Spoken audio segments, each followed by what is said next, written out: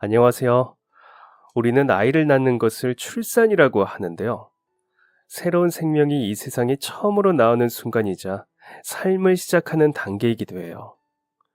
생명의 탄생은 언제나 경이롭습니다. 생명이 탄생하는 그 순간이 얼마나 놀라운지 경험해 보신 분들은 더욱 피부에 와닿으실 거예요. 한 아이가 이 세상에 태어나는 그 순간, 모두의 축복을 받으면서 마냥 기쁘기만 할 것 같지만, 사실 그 어느 때보다 위급한 상황들이 많아요. 출산은 아이와 산모 두 명의 생명이 모두 걸려있는 일이다 보니 가장 긴박한 순간이기도 하거든요.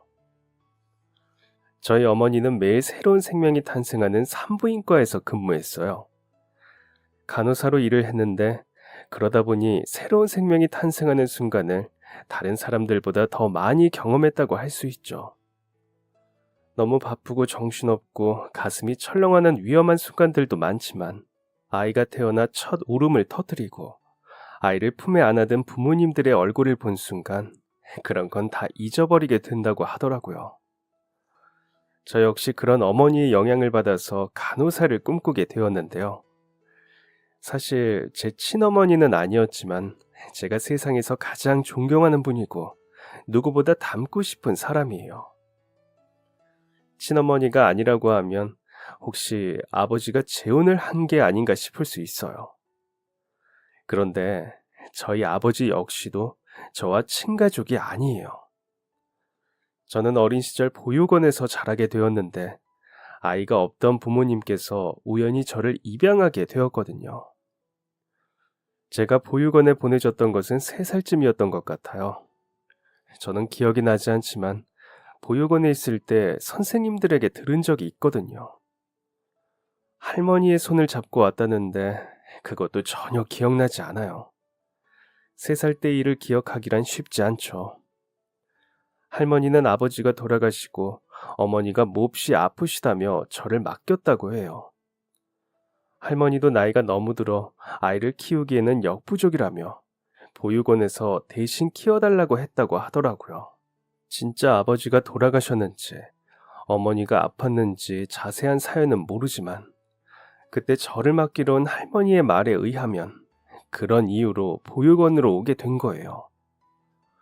선생님들은 제 어릴 때 이야기를 해주는 것을 좋아했어요. 처음 봤을 때 너무 인상 깊어서 시간이 지나도 잊히지 않는다고 하더라고요. 3살짜리 아이라고 믿기지 않게 굉장히 의젓하고 어른스러웠다고 해요. 할머니의 손을 잡고 낯선 곳에 왔는데도 울거나 떼쓰지 않고 마치 여기가 자기 자리인 것을 아는 것처럼 금방 적응했다고 하더라고요.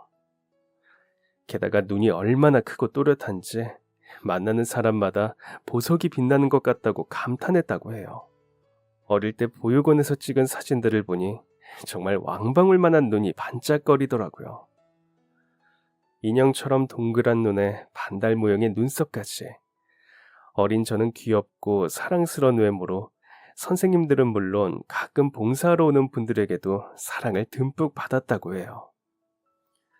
그래서 그런지 저는 보육원에서의 생활이 별로 나쁘지 않았어요. 힘들거나 슬픈 기억도 없었고 아주 어릴 때부터 생활해서 익숙해져서 그런지 가족이 없다는 것도 저에게는 큰 문제로 느껴지지 않았어요. 부모님 얼굴은 기억도 나지 않았고 거기 머무르는 친구들 모두 가족들이 없었으니까 이상하다고 생각되지 않았거든요. 원장님도 선생님들도 친구들도 정말 좋았고 진짜 가족은 아니지만 언니와 오빠들이 잔뜩 있는 것도 좋았어요. 의지할 수 있는 사람이 너무나 많아서 외로운 것도 몰랐던 것 같아요. 그리고 이제 막 초등학교에 입학할 때쯤 저희 부모님을 만나게 되었어요. 곧 마흔을 앞두고 있던 부모님은 오랜 시간 아이를 가지려고 노력했지만 잘 되지 않았다고 하더라고요. 자연 임신을 기다려도 보고 나중에는 시험관도 시도해봤지만 10년이 넘는 노력 끝에도 결국 아이가 생기지 않았다고 했어요. 교사로 일하는 아버지와 산부인과에서 일하던 어머니, 두 분 다 아이를 간절히 원했었는데요. 몇 년 전부터 보육원 봉사 활동을 시작하면서 꼭 아이를 내가 낳지 않더라도 괜찮겠구나 하는 생각이 들었다고 해요. 아이라는 존재 자체가 너무나 예쁘고 사랑스러웠다고 하더라고요. 그래서 내가 배 아파 낳지 않아도 이렇게 아이들을 예뻐해주고 사랑해줄 수 있구나라는 확신이 들어 입양을 결심하게 되었죠. 사실 저는 제가 행운아라고 생각해요. 누군가 들으면 부모님도 없고 가족도 없이 보육원에서 자랐는데 무슨 행운아? 라며 황당해할 수도 있는데요. 만약 저희 가정사가 그렇게 좋지 않았다면 그 집에서 행복한 유년 시절을 보내기 힘들었을 수도 있고, 오히려 좋은 선생님과 친구들이 있는 보육원에서 지낸 게 더 다행이었을 수 있어요. 그렇다면 좋은 시설을 만난 것도 무척이나 행운인 거죠. 그리고 행복한 어린 시절을 보내다가 또 굉장히 좋은 부모님을 만났으니 이것 또한 정말 행운인 거예요. 그도 그럴 게 입양이라는 단어를 많이 듣지만 실제로 진행되는 사례가 엄청 많지는 않아요. 어린아이들은 비교적 입양률이 높은 편이지만 나이가 들어갈수록 기회도 점점 줄어들거든요. 그러다 보면 언니 오빠 중에는 입양이 되지 않아 성인이 되면서 퇴소하는 경우도 많았어요. 그때까지 돈을 모으거나 자신이 공부하고 싶은 방향을 정해서 자립하는 것이죠. 성인이 되는 순간부터 이 세상에 오롯이 혼자만의 힘으로 나서는 거예요. 물론 그 역시도 굉장히 멋진 일이지만 혼자서 견뎌내는 과정이 절대 쉽지 않겠죠. 그러다 보니 이미 초등학생이 되었는데도 좋은 부모님을 만나 입양을 간다는 건 정말 큰 행운이에요. 무엇보다 오롯이 혼자 견뎌야 할 세상에서 든든한 가족을 만났다는 것이 가장 큰 장점이죠. 저희 어머니와 아버지는 마음이 아주 따뜻한 분들이었어요. 아이를 입양한 것에서도 알 수 있지만 저를 키우는 과정에서 늘 제 입장과 기분을 먼저 생각해 주었거든요. 또 어느 순간이든 제 마음이 다치지 않도록 신경 써주고 어루만져 주었는데 덕분에 좋은 점들도 정말 많이 배웠어요. 아마도 두 분이 제 곁에 계시지 않았다면 제가 지금과 같은 어른이 될 수 있었을까 하는 생각을 하기도 해요. 이 세상을 바라보는 방식과 다른 사람을 대하는 법, 말하는 것 등등 전부 키워준 부모님 덕분에 배운 것이거든요. 엄마는 나를 키워줬잖아. 그런데 내 진짜 엄마는 나를 낳고 안 키웠어. 그러면 나쁜 사람일까? 난 그러면 나쁜 사람의 아이일까? 음, 엄마가 아이가 어떻게 세상에 태어나는지 말해준 적 있지. 실제로 병원에서 아기가 태어나는 순간을 보면 얼마나 힘든 일인지 알 수 있어. 엄마는 너를 키우고 있지만 한 번도 실제로 아이를 뱃속에서 돌보면서 세상에 태어나게 한 적은 없지.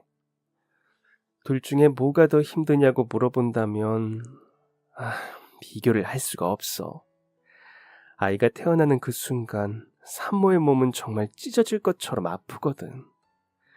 너무 아파서 막 소리를 지르기도 하고 정신을 잃고 기절하는 사람들도 있어. 그리고 아이를 낳는 순간만 아픈 게 아니야. 아기가 태어나려면 엄마가 뱃속에서 10개월 정도를 품고 있어야 하는데 이게 또 정말 힘든 일이거든. 배가 얼마나 무거운지 제대로 걷기도 힘들고 허리가 휠 정도로 무게를 받치는 게 힘들어져. 또 마음대로 먹을 수도 없고 뭔가 먹으려고 할 때마다 자꾸 토할 것 같은 기분이 들기도 해.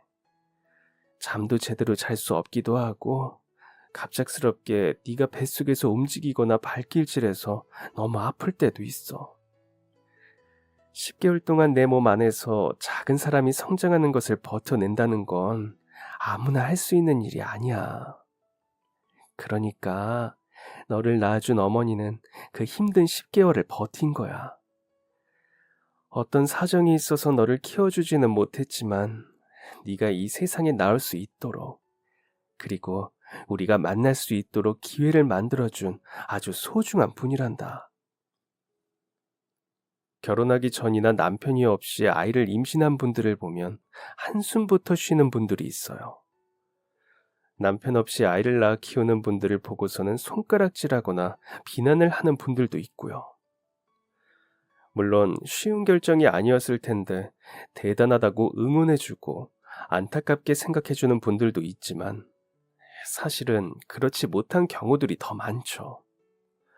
아마 저도 어머니가 아니었으면 그런 분들을 만났을 때 좋은 반응을 하지 못했을지도 몰라요.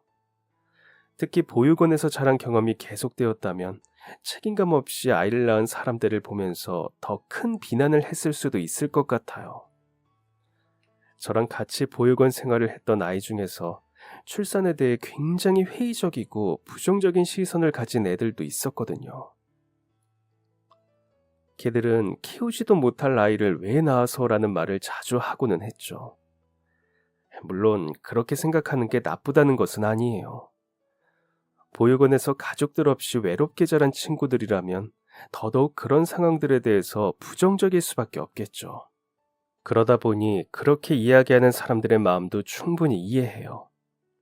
하지만 어머니가 해주셨던 말씀처럼 10달이라는 시간 동안 뱃속의 아이를 무사히 출산했다는 것은 절대 쉽지 않은 결정이었을 거예요.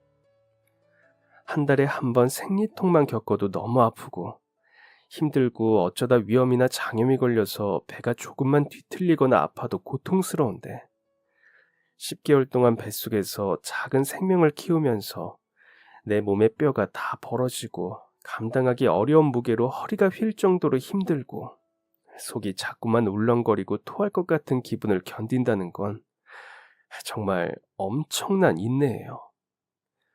좋은 사람들과 가족들이 주변에 있어도 10개월간의 임신 기간은 쉽지 않은데 아이를 낳을 수 없는 환경에서 그 과정을 이겨냈다는 것만으로도 대단하다고 생각할 수밖에 없죠. 그리고 직접 키우지는 못하지만 아이를 낳은 어머니들에 대해 부정적이지 않고 긍정적인 시선을 가질 수 있도록 이끌어준 저희 부모님에게도 감사한 마음이에요. 그 덕분에 저는 살아가면서 누군가를 미워하는 마음을 접을 수도 있었거든요. 제가 아무리 어린 시절부터 보육원 생활에 적응을 잘하고 딱히 불만 없이 좋은 시간을 보냈다고 해도 아마 청소년기쯤부터는 어느 순간에는 친부모님을 미워하지 않았을까 싶어요. 학교에 들어간 이후부터 가족이라는 것에 대해 더 많이 알게 될수록 얼마나 소중한 것인지 점점 깨달을 수 있었거든요. 또 자라면서 주변 사람들의 시선 또한 생각할 수밖에 없었어요. 부모님이나 가족이 없는 아이들에게 세상이 얼마나 각박한지도 말이죠. 아마 그런 경험들이 계속 쌓였다면 언젠가는 저를 낳아준 부모님을 굉장히 미워했을 수도 있을 것 같아요. 왜 나를 낳아서 버리고 가서 이 험한 세상에 혼자 지내게 놔두었는지, 왜 나를 아무 곳에도 의지할 데 없는 고아로 만들었는지, 사람들의 시선이 야박해질수록 원망은 더욱 커졌을 거예요. 또 입양아라는 꼬리표 역시도 늘 저를 따라다니고는 했어요. 저희 부모님과 저는 눈에 띌 정도로 외모가 다르게 생겼거든요. 또 저희 집안은 제가 입양되었다는 사실을 숨기지 않았기 때문에 더 그랬을지도 몰라요. 저를 입양해준 부모님이 무척이나 감사하고 자랑스러워서 숨기고 싶지 않았고 부모님 역시도 숨길 일이 아니라고 늘 이야기해 주었거든요. 그러다 보니 좋은 시선도 있었지만 나쁜 시선도 같이 따라올 수밖에 없었어요. 아이들에게 입양하라고 험담을 듣거나 놀림을 받을 때면 화가 나기도 했죠. 불쑥 왜 우리 부모님은 나를 버려서 이렇게 놀림을 받게 만들지라는 생각이 올라올 때면 저는 어머니가 해주었던 말을 떠올렸어요. 힘든 상황에서도 저를 10개월 동안 보살펴 주었던 부모님의 모습을 상상하면서요. 그럴 때면 불쑥 올라왔던 친부모님에 대한 미움이 눈 녹듯이 사라지고는 했어요. 저를 놀리고 괴롭히고 편견으로 대하는 사람들에 대한 미움도 금세 사라지고는 했죠. 너는 정말 특별하고 소중하단다. 이렇게 수없이 많은 아이 사이에서 그리고 입양하려는 부모 중에서 우리가 만나게 된 것은 엄청난 확률이야. 우린 그 수많은 확률을 이겨내고 만난 사람들이지. 그러니 이것보다 더 특별할 수 있겠니? 어머니와 아버지는 입버릇처럼 저를 특별하다라고 이야기해주고는 했어요.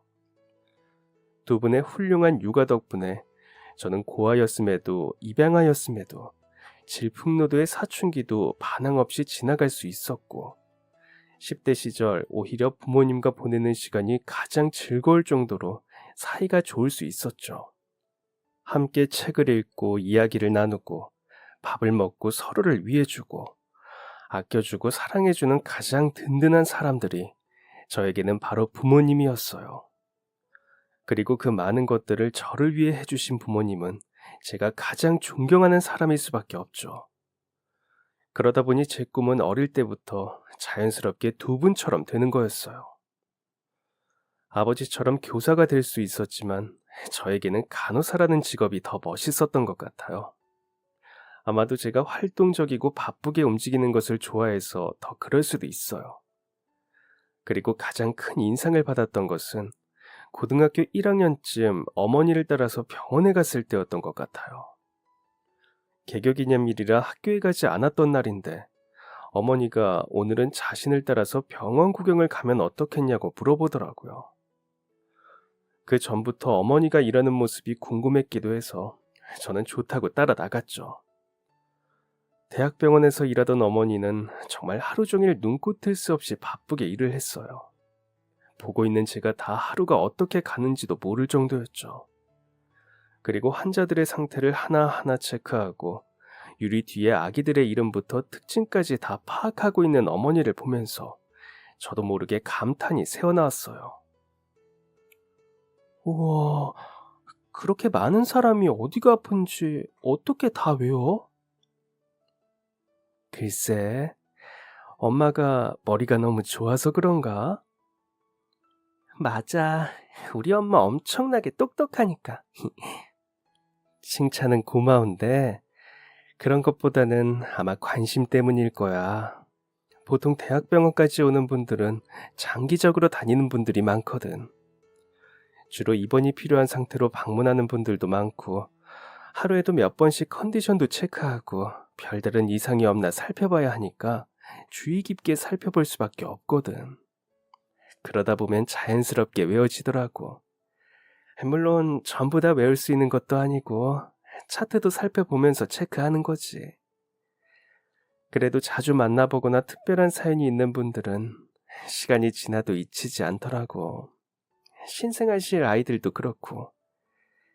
처음에는 엄마도 막 간호사가 되었을 때 누워있는 애들을 보고 대체 자기 애가 누구인지 어떻게 알아보나 싶었어. 엄마 눈에는 전부 똑같아 보였거든. 선배 간호사들을 보면서 어떻게 저렇게 누가 누구인지 알아보고 일을 하나 궁금했는데 어느 순간 엄마가 그렇게 되어 있더라고. 그러니까 우리 딸도 간호사가 꿈이라면 언젠가 네가 대단하다고 생각했던 모습처럼 될 수 있을 거야. 우리 딸은 엄마보다도 더 똑똑하니까 아마 훨씬 잘하지 않을까? 장래 희망을 조사할 때면 교사와 간호사를 둘 다 적어내고는 했는데 그날 이후부터 확실하게 마음을 굳혔어요. 제 꿈은 간호사가 되는 거였죠. 그리고 어머니처럼 대학병원에서 일하고 싶다는 꿈도 꾸게 되었고요. 원래도 공부는 열심히 했지만 그날 어머니를 따라 병원에 다녀온 이후 저는 목표하는 대학을 정하고 더 열정을 쏟았어요. 고등학교 내내 정말 열심히 공부했고 수능날에도 후회 없이 퇴실을 했어요. 그렇다고 제가 만점을 받은 것은 아니지만 그동안 열심히 공부한 덕분인지 시험이 끝나고 난 이후에도 후회가 없더라고요. 그래서 시험장도 아주 쿨하게 빠져나왔어요. 시험이 끝난 이후 만족스럽게 나오는 제 표정을 보고 같이 웃어주던 부모님 얼굴이 아직도 떠올라요. 시험 내내 마음 졸이면서 두 분 다 휴가까지 쓰시고 제 학교 앞에서 기다리고 계셨거든요. 날씨도 추운데 하루 종일 기다렸어? 여기 앞에 카페에서 기다리다가 끝날 시간 맞춰서 방금 나왔어. 그래도 집에 가서 쉬고 있지. 어제도 늦게까지 일했으면서. 우리 딸 시험 보느라 고생하고 있는데 어떻게 그래? 집에 있으려고 해도 마음 불편해서 못 있어. 너네 엄마가 시험 종을 일 때마다 얼마나 초조해하는지 나까지 심장이 벌렁벌렁 하더라.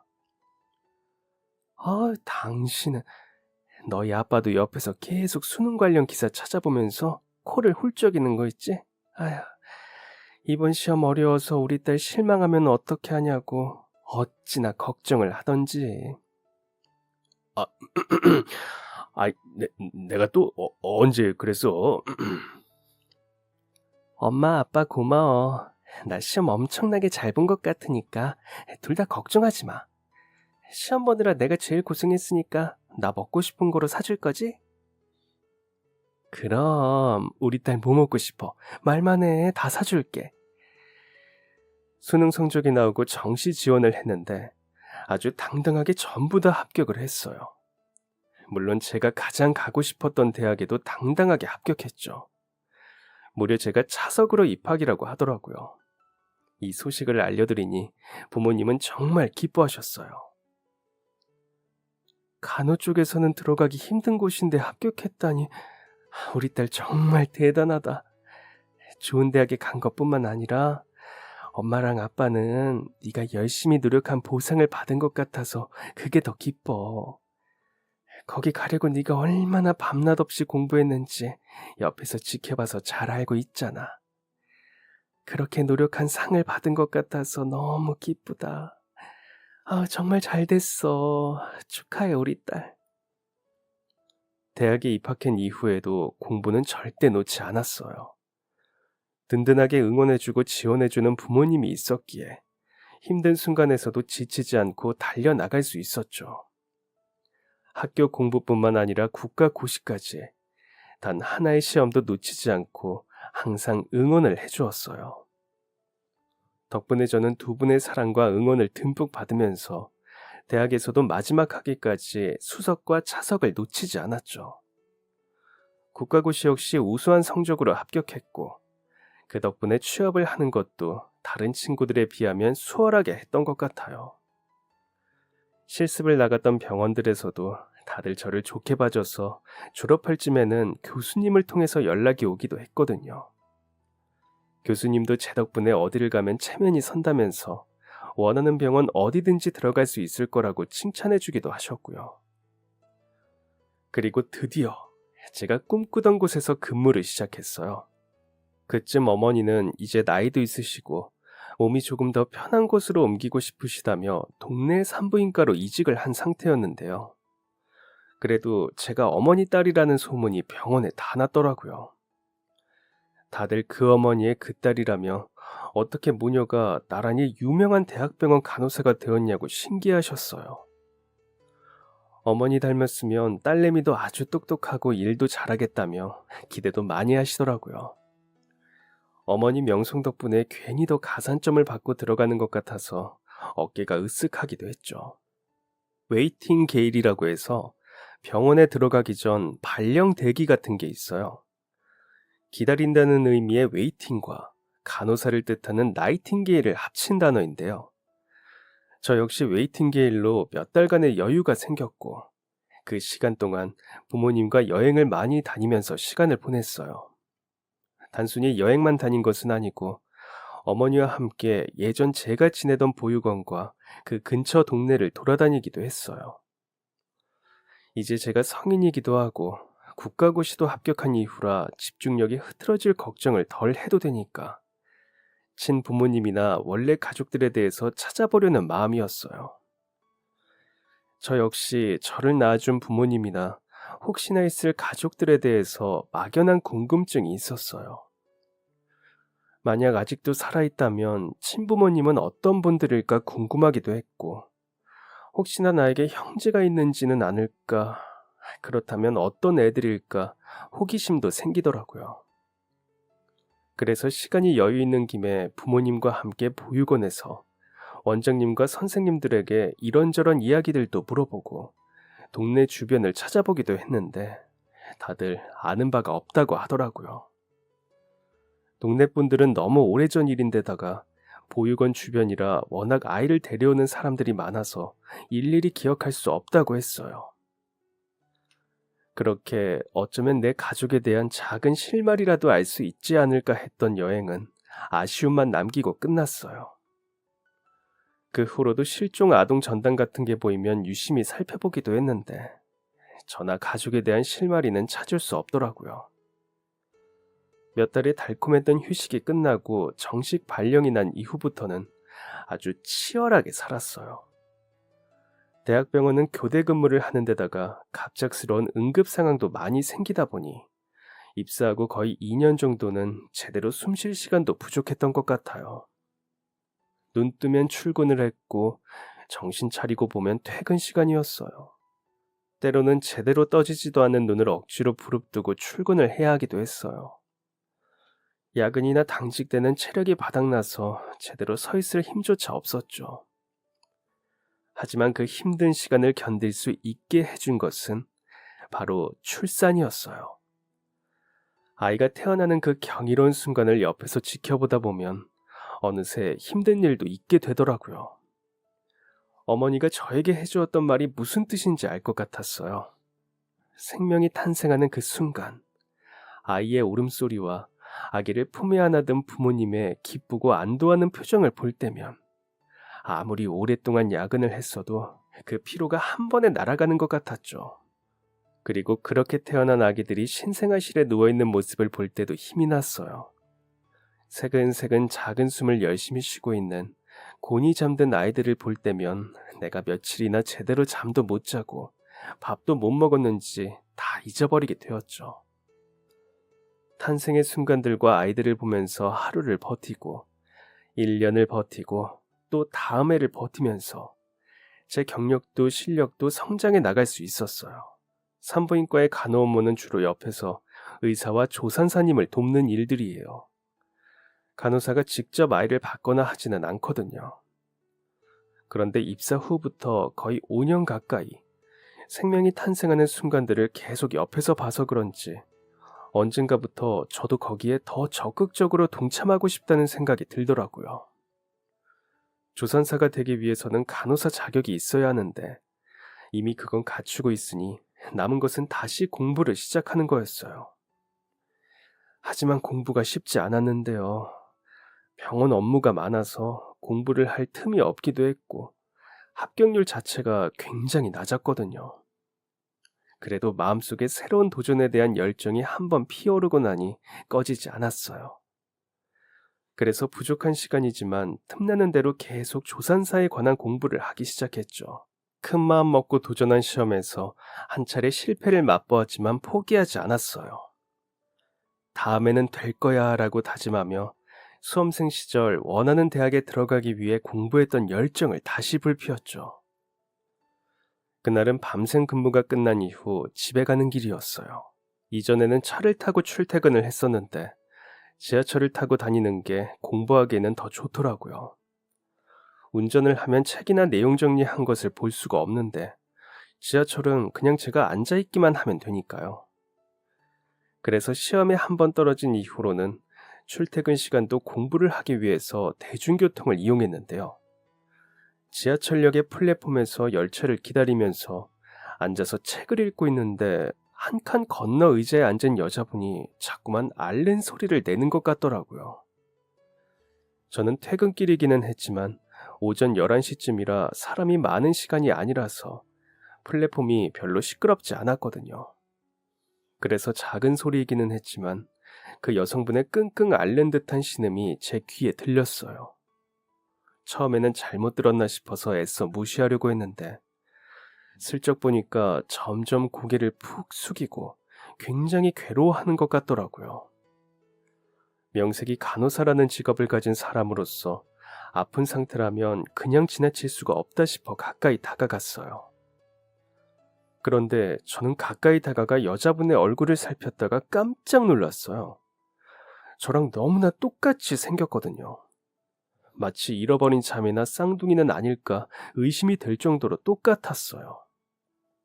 순간 너무 놀라서 상태를 살펴야 한다는 사실도 잠시 잊은 채 멍하니 그분을 바라봤어요. 119 좀 불러주세요. 어디가 불편하세요? 많이 아파요? 아기, 아기가, 아기가 날 것 같아요. 네? 저 산부인과 간호사예요. 죄송해요. 잠깐만 살펴볼게요. 잠시 그분의 얼굴을 멍하니 바라보고 있었는데 겨우 힘을 내서 119를 불러달라고 말하더라고요. 머리는 온통 땀으로 젖어 있었어요. 얼마나 힘든지 고개를 제대로 들지도 못하고 팔과 다리를 파르르 떨고 있더라고요. 저랑 너무 똑같은 얼굴이라 놀란 마음은 잠시 뒤로 하고 응급 상황인 것 같아서 얼른 가방에 넣어두었던 무릎 담요를 꺼내서 여자분의 하체에 덮어주었어요. 자세히 살펴보려고 하는데 여자분이 몸을 기우뚱하더니 제 쪽으로 쓰러지려고 하더라고요.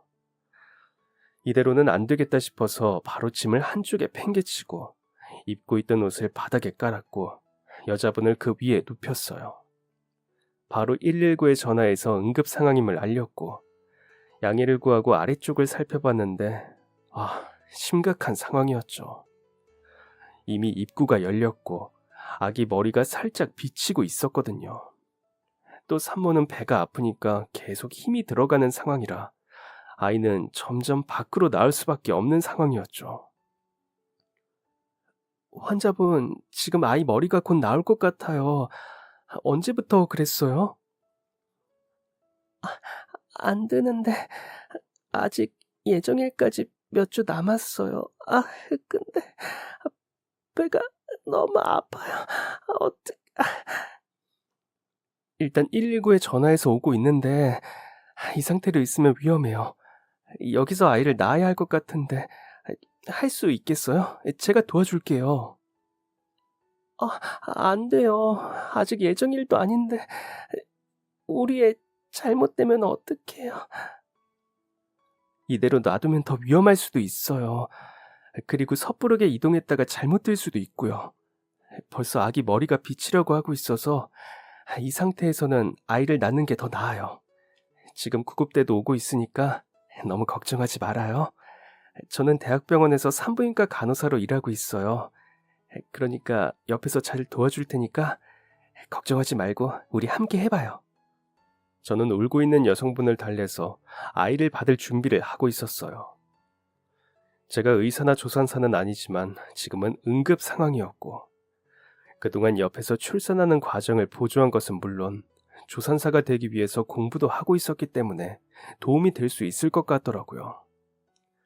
그리고 저는 여성분에게 호흡법을 알려주면서 힘을 주도록 하기 시작했고 소란에 몰려든 사람들이 너도 나도 도와주기 시작했어요. 누군가는 자기 옷을 벗어서 곁에 둘러주기도 하고 어떤 분은 달려가서 영무원에게 알리기도 했죠. 영무원은 혹시 모를 응급 상황을 대비해서 빠르게 구급 상자를 들고 달려왔고 오는 길에 가지고 있던 담요와 모포들도 잔뜩 챙겨왔어요. 그걸로 여성분의 몸을 감싸주고 덮어주었고 구급 상자에서 소독약을 꺼내서 제 손에 다 발랐어요. 정말 다행인 것은 아이가 머리가 거꾸로인 여가가 아니었고 입구도 적당히 열려있는 상태라서 아기가 나오기 어려운 상태가 아니었어요.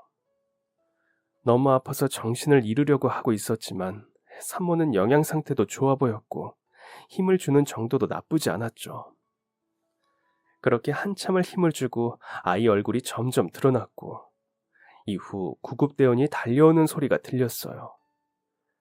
아이 머리가 이미 나온 상황이라 이동을 할 수 없었고 구급대원과 함께 그 자리에서 출산할 수 있도록 진행했죠. 다들 처음 보는 서로의 손을 꼭 잡고 여성분의 주변을 둘러싸면서 밖에서 보이지 않도록 등을 돌려 가려주었는데 덕분에 찬바람이 들어오는 것도 막을 수 있었어요. 그 순간 모두의 바람은 딱 하나였을 거예요. 아이가 무사히 건강하게 태어나는 것 말이죠. 많은 사람의 기도가 통한 덕분인지 지하철 플랫폼에서 아이는 건강하게 태어났어요. 그리고 이후부터가 정말 중요했죠. 혹시나 아이도 산모도 감염이 될 수 있기 때문에 빠르게 병원으로 이동이 필요했어요. 가장 가까운 병원이 제가 일하던 곳이었고 구급차를 타고 가는 동안 저는 미리 전화로 상황을 설명했어요. 다행히 병원에 도착하자마자 선생님들과 간호사분들이 달려나왔고 탯줄도 채 자르지 못한 아이는 엄마와 함께 이동했어요. 저는 선생님들에게 출산 시간부터 과정, 그리고 얼마나 걸렸는지 등 전달한 상황들을 빠르게 알려드렸고 아이와 엄마가 눈앞에서 사라지고 나서야 의자에 앉아서 잠시 숨을 돌렸어요. 그리고 얼마나 지났을까? 잠시 후 같이 일하는 간호사분들이 와서는 산모와 아이 모두 무사하다고 알려주더라고요. 그런데 그 사람 혹시 친척이야? 그때 외동딸이라고 들었던 것 같아서 형제는 아닌 것 같은데 자기랑 얼굴이 너무 똑같이 생겼던데? 그렇죠. 저도 보고 깜짝 놀랐다니까요. 아까 지하철에서 우연히 마주쳤는데 얼굴이 진짜 저랑 똑같더라고요. 저도 이게 무슨 일인가 싶어요. 두 사람이 무사하다는 이야기에 저는 잠깐 집으로 갔다가 저녁에 다시 출근했어요. 그리고 낮에 들어온 여성분의 상태를 체크하러 병실에 들렀죠. 안녕하세요. 몸은 좀 어때요? 선생님, 아까 지하철에서 저 도와준 분 맞죠? 진짜 감사합니다. 선생님 덕분에 저도 아이도 살았어요. 별 말씀을요. 이렇게 무사하시다니 정말 다행이에요. 저, 그런데 선생님, 실례되는 질문이기는 하지만 혹시 뭐 하나 여쭤봐도 될까요? 네? 어떤 것 때문에 그러세요? 저기 혹시 정말 실례일지도 모르지만 혹시 부모님이나 가족분들 계세요? 어, 네? 아니 그게 아니라 이걸 어떻게 설명해야 할지 저랑 얼굴이 너무 닮았는데 사실 제가 어릴 때 잃어버린 언니가 하나 있거든요. 1살 터울의 언니였는데 어릴 때 아버지가 돌아가신 이후 3살 때쯤에 보육원으로 보내줬다고 해요. 그 뒤로 쭉 찾고 있었는데 어디서도 소식을 들을 수가 없더라고요. 정신 차리고 선생님 딱 본 순간 저랑 너무 닮아서 혹시나 다른 분들도 두 분 가족이냐 자매냐고 막 너무 닮았다고 이야기하시길래 순간 그 이야기를 듣고 저는 깜짝 놀랐어요. 갑작스럽게 가족을 물어보는 질문에 뭔가 싶었는데 알고 보니 자신의 잃어버린 언니인지 확인하고 싶어서였더라고요. 이야기를 듣는데 보육원에 보내진 시기도 제가 들었던 것과 비슷해서 더 놀랐죠. 사실 저는 보육원 출신이에요. 지금 부모님은 초등학교 입학쯤 저를 입양해 주었고요. 너무 어릴 때라 자세히는 기억이 나지 않지만 제가 보육원에 있을 때 선생님들 이야기로는 3살쯤 들어왔다고 하더라고요. 다른 정보는 아는 게 없어서 저한테 동생이 있었는지도 모르고 부모님 성함이나 이런 것도 기억을 못해요. 저도 너무 어릴 때라 언니에 대한 기억은 하나도 없어요. 언니가 보육원에 보내질 때쯤에 제가 2돌쯤 될 때였으니까 당연하겠죠. 대신 어머니가 돌아가시기 직전까지 언니 이야기를 정말 많이 했어요. 꼭 한번 보고 싶다고. 그런데 어디로 갔는지도 알지 못하고 언니를 보육원에 보낸 외할머니도 마지막까지 절대 이야기하지 않고 돌아가시는 바람에 소식을 알 길이 전혀 없었죠. 기억에도 없는 언니지만 저에게는 남아있는 유일한 가족이에요. 그래서 혹시나 아직도 찾을 수 있다면 꼭 찾고 싶었거든요. 오늘도 저희 언니랑 비슷한 시기에 보육원에 있었던 분이 얼마 전 연락을 해서 유전자 검사를 받았고 그 결과를 확인하고 나오던 길이었어요. 근데 가족이 아니라고 하더라고요. 그래서 조금이라도 저랑 가족일 가능성이 있는 분이라면 실례인 줄은 알겠지만 유전자 검사를 같이 받아볼 수 있을까요? 전혀 생각하지 못했던 일이라 잠시 망설여졌어요. 하지만 저 역시 제 가족에 대해 늘 궁금해왔고, 혹시나 아직 만날 가능성이 있을까 작은 실마리라도 기대했었기에 어쩌면 좋은 기회일지도 모르겠다는 생각이 들더라고요. 그래서 저희는 유전자 검사를 진행하기로 했어요. 검사를 하기 전 부모님에게 우연히 지하철에서 태어난 아이를 받은 일과 아기를 낳은 산모가 제 외모와 너무 비슷하다는 이야기를 전했어요. 그 사람 언니도 보육원에 보내줬었다고 해서 유전자 검사를 받아볼까 하는데, 정말 세상에 그런 우연이 다 있네. 네 생각은 어떠니? 나도 받아보고 싶어. 혹시나 진짜 내 자매라면 나도 알고 싶어. 그리고 어머니가 돌아가시기 전까지 같이 살았다고 하니까 그 이야기에 대해서도 듣고 싶고. 그래서 받아보고 싶은 마음인데, 그, 만약 엄마랑 아빠가 불편하다면 안 받을게. 진짜 괜찮아. 어머, 얘는 어딘가에 네 가족이 있다면 당연히 찾아야지. 너도 늘 가족에 대한 궁금증을 가지고 있고 이번 기회로 그 사연을 알게 될 수도 있잖니. 그리고 1살 터울의 자매라면 앞으로 우리가 세상을 떠난 이후에도 너에게 남은 시간을 함께 해줄 수 있는 든든한 가족이 남아있는 거잖아. 항상 외동딸로 자라서 외롭지는 않을까 걱정했는데 친자매를 찾을 수 있다면 우리는 기쁠 것 같아. 그렇게 지하철에서 처음 만난 여성분의 아기를 받은 것도 모자라 유전자 검사까지 하게 되었어요. 결과가 나오기까지 엄청 떨리고 초조하더라고요. 그 여자분은 벌써 몇 번 이런 경험을 했다고 하는데 매 순간 얼마나 긴장이 되었을까 싶었죠.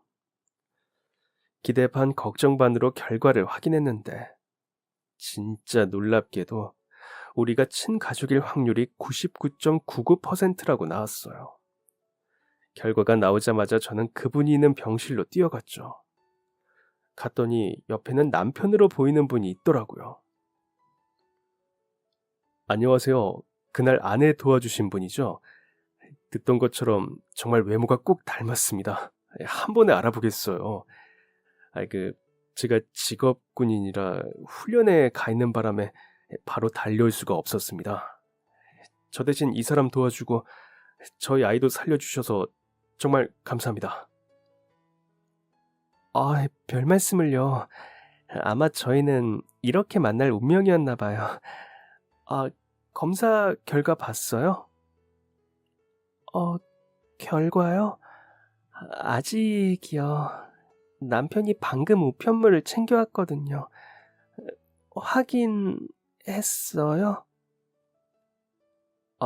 네. 저희 저희가 가족이라네요. 제가